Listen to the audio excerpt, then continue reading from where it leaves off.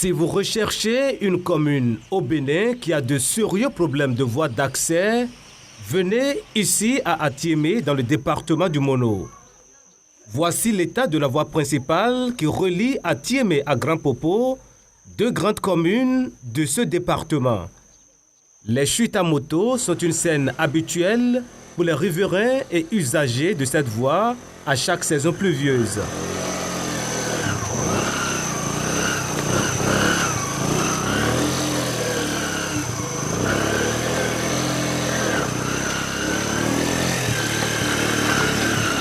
Circuler devient un véritable casse-tête selon les témoignages, surtout pour les élèves du CEG à Konana et leurs enseignants, ici dans l'arrondissement d'Atchanou. Les difficultés que nous rencontrons sur la voie, là, c'est trop.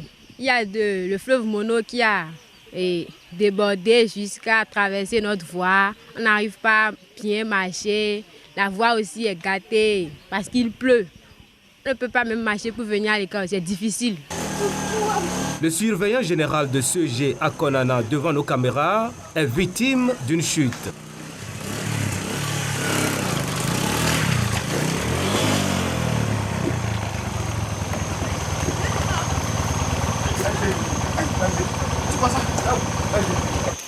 Je vais au cours, mais compte tenu de l'état de la voie, j'ai dû laisser ma moto pour prendre un zim.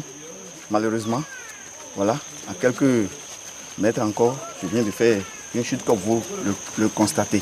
Cette situation est de nature à perturber sérieusement le bon déroulement des activités scolaires, car beaucoup d'élèves et d'enseignants n'arrivent pas à se rendre au cours.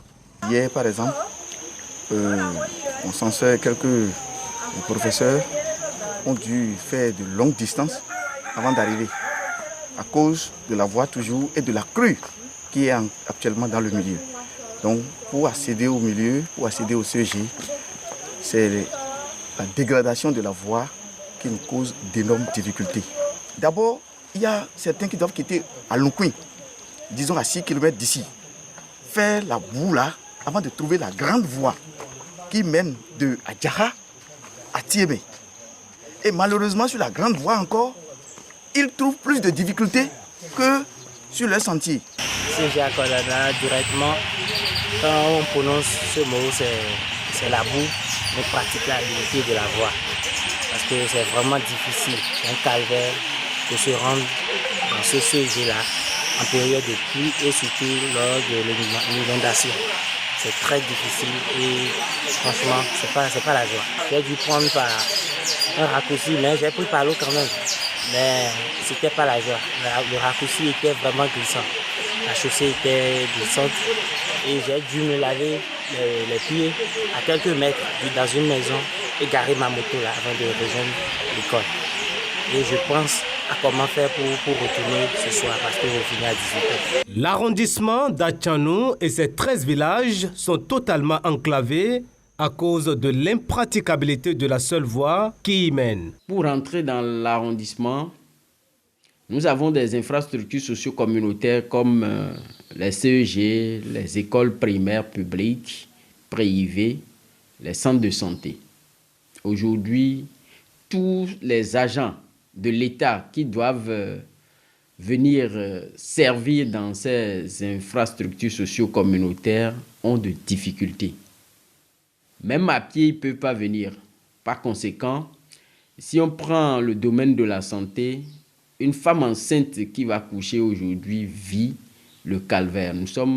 C'est un appel de catastrophe. Nous sommes en état de catastrophe permanent dans l'arrondissement d'Atchanou. Juste par la voie qui rentre. Les produits agricoles pourrissent dans les champs à cause de l'état de cette même voie. Et par ces temps de pluie, plus personne, les marchands qui doivent envoyer sortir leurs produits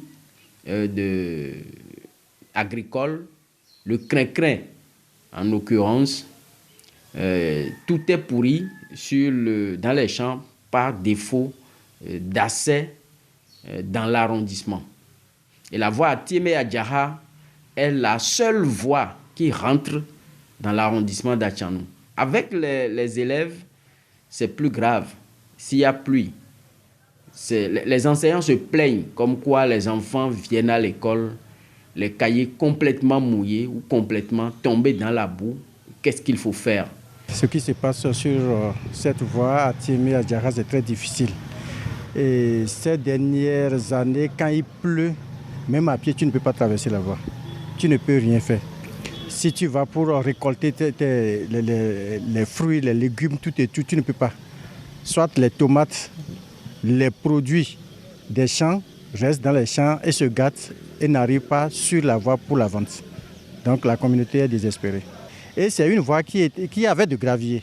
Mais c'est par le temps, l'usage du temps que les graviers, les niveleuses qui viennent arranger les voies renvoient les graviers dans la brousse. Et vous allez constater maintenant que c'est une voie qui n'a même pas de gravier.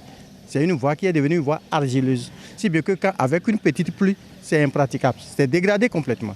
Les riverains lancent un appel au chef de l'État pour qu'une solution soit trouvée à leur situation. Dans la commune d'Atiémé, nous avons besoin des œuvres de gouvernement. Je ne l'ai pas lu dans une presse. Le chef de l'État nous a dit que cette voie, c'est sa voie. Je veux qu'il entende le cri de détresse de cette communauté, simplement. Il nous a promis que la voie sera bitumée. C'est le moment qu'il vienne au secours des populations en le faisant.